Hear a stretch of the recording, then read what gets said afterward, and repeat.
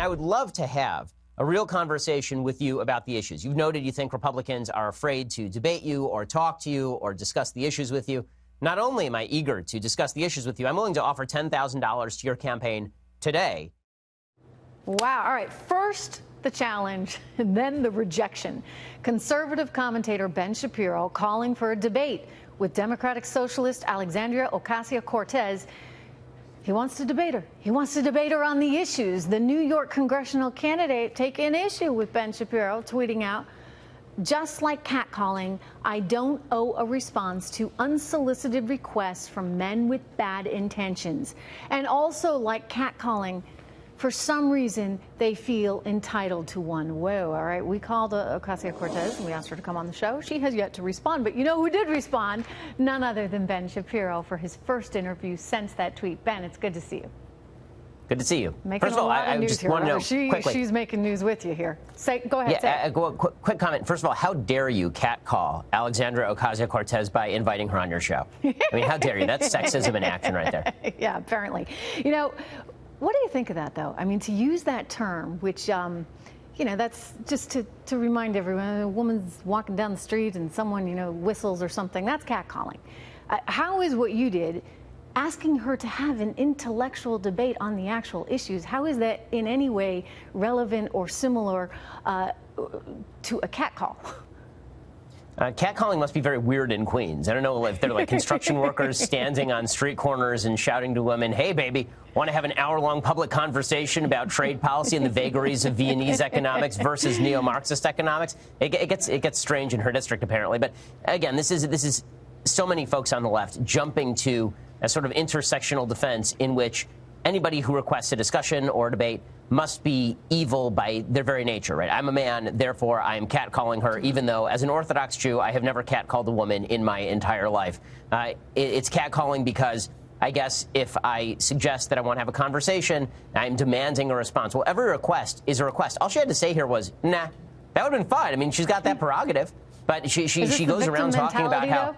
I mean, that's part of a platform, absolutely. Right? Everybody's a victim, and you know, we need to take as much money as we can from everybody else to redistribute it. That's what socialism is about. So is she just playing that victim card?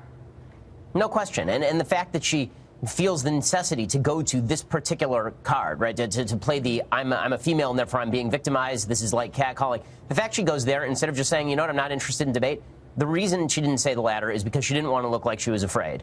And she's been going around on the Internet suggesting that people like Ali Stuckey are afraid of her when they make satire about her, or that people on the right are deeply afraid of her perspective. And then the minute that somebody says, you know what, I'm willing to have a discussion or a debate with you, and not only that, just to make it worth your time, I'll give money to charity or your campaign, then it's all of a sudden catcalling if you suggest such a thing. It's pretty amazing. Well, you know, I first saw that, and it didn't even make sense to me because of the use of the word catcall and the fact that you actually were asking her to have a civil conversation and a real debate. But she's not going to do it. Why do you think she's not going to do it, Ben? Well, I mean, I don't think there's a lot of upside for her, to be frank. I mean, if she were to get into a discussion with somebody who asks her tough questions, I don't think she has the information or the philosophy at her disposal to actually answer those questions well. And she knows that, which is why her best move here would have been either to just ignore or to say no, and then everybody would have moved on with their life. But instead, it turned into her invoking victim status, which, you know, rallies the base. There's no question folks in the media are very excited about this. If you look at the leftist response to her tweet, it's Ocasio Cortez responds the way every Democrat should respond to anybody on the right who wants to have a discussion. And then they wonder why more Americans are turning away from the intersectional left than ever. Yeah, you know, Ben, one of the things that has always made us great is an appreciation for some kind of intellectual diversity, right? Being able to have civil debates, being able to share ideas. I mean, that's how we evolve. That's how we get better. But when one side isn't even willing to have the conversation, where does that leave us as a country?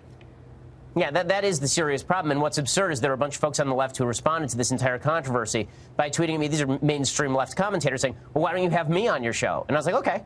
And they didn't really know how to respond to that because I'm happy to have conversations with the folks on the left. I have conversations with folks on the left all the time. The left just doesn't want to open the Overton window enough to have conversations with anybody on the right. Yeah, well, because they automatically assume they're right, you're wrong.